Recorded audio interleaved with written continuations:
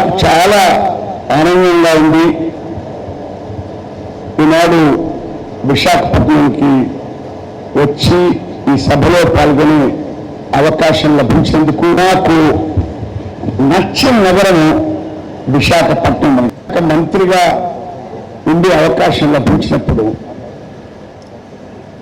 ఈ నగరం పైన ప్రత్యేకంగా ఒక దృష్టి సారించేటువంటి అవకాశం నాకు లభించింది.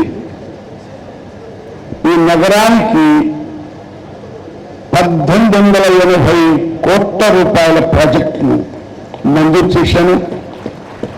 మీరు చూసినటువంటి జేఎన్ఆర్ఎం బస్సులు కానీ 300 బస్సులు ఇచ్చాను.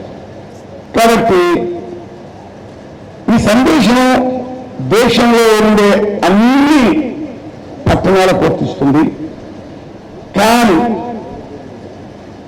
విశాఖపట్నానికి చాలా ప్రత్యేకంగా వర్తిస్తుంది.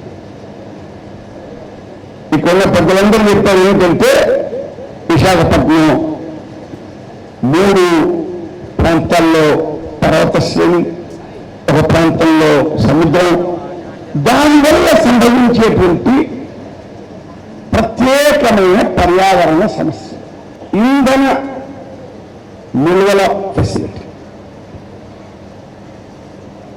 అది భూగర్భంలో ఒక గుహలను తయారు చేసి చేస్తున్న ఫెసిలిటీ. మీరెవరు చూసుండకపోవచ్చు. చూస్తే పిరమిడ్లను చూస్తే ఎంత ఆశ్చర్యపడతారో విశాఖపట్నం నుండి ఈ అండర్ గ్రౌండ్ వసతిని చూస్తే కూడా మీరు అంతే సంభ్రమాశ్చర్యాలకు గురైతనిపిస్తుంది. మీరు చూస్తే తప్ప ఊహించలేదు. నేనే వెళ్ళి ఆశ్చర్యచకితమయ్యాను. అంతర్జాతీయ కారణాల వల్ల కానీ మరో కారణం వల్ల కానీ మనకు పెట్రోలు సరఫరాలో అంతరాయం కలిగితే మనకు కొన్ని నిల్వలు ఉండాలి. అందుకనే వాటిని ఏమంటున్నాయంటే వ్యూహాత్మకమైన నిల్వలు, కీలకమైన నిల్వలు, ఎప్పటికప్పుడు వాడే నిల్వలు.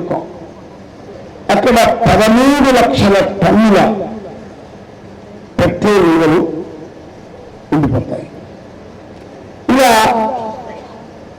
భారతదేశంలో ఎక్కడెక్కడైతే భూగర్భంలో ఒక ప్రత్యేకమైనటువంటి నిర్మాణం ఉంటుందో అక్కడిని నిర్మిస్తాం.